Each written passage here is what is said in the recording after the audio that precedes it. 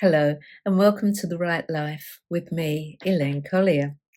Today I'm going to talk a little bit about book covers and cover design and whether you should go professional or do it yourself. The choice again is entirely yours. Many people have said you shouldn't do it yourself, you should go professional every time. And that is great if you can afford to do that. But let's be honest, when we're just starting out and we're indie self-published authors, we haven't always got the funds to be able to buy everything that we need. And so in a lot of cases, something has to go. For my first two books, I went to a professional graphic designer. Now, he was somebody I knew, and he did a fantastic job, but I still had to pay him, and these covers come in at about around £450. And yes, it's value for money because I think he does a fantastic job. But the more you want to write, the more the costs add up. And let's be honest, what I make in royalties barely scratches the surface. I mean, I'll be lucky if I get a cup of coffee a month from them. So £450 for book covers plus editing costs is really going up there. But anyway, there's a big difference. And the first two books I published were my non-fiction books, and that's when I used a professional graphic designer. And I have to say I wasn't disappointed. I mean, this is the first book. This is my Once Bitten, Twice Prepared, and it's about my breast cancer journey. So very much for me, I wanted the pink theme in with breast cancer, and excuse me, he didn't disappoint. For the second book,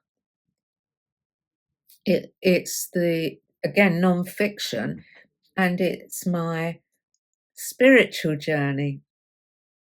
And I use the same designer, and he sorry, he said, well, with your non-fiction, let's try and keep to the themes. So they're very, very similar, and it's clearly you. And this is the one he came up with, The Bigger Picture. That's the title of the book. And again, he kept to the pink. The layout is the same, and it's just this graphic and font in the middle that's changed, pink on the back as well. So very much like the first one, very, very similar in style and colour and font. But when I broke away and went to self-fiction, I thought, I can't keep doing this. So a friend of mine said, well, why don't you have a go at doing your own? She said, oh, no, you're no graphic designer. But, with programs out there, and she said, you can find your way around a program easily. I've seen you do it before. Have a go. If it fails, go back and get it done professionally. So for my first novel, I did it. This is my first novel, a Greek misadventure with my name on the bottom, and the cover, the graphic, goes all the way around from front to back.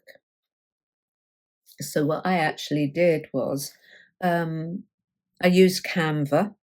I pay for the upgraded version, the more professional version, and in my opinion, that is well worth the annual subscription because I can now do all of my own graphics on it.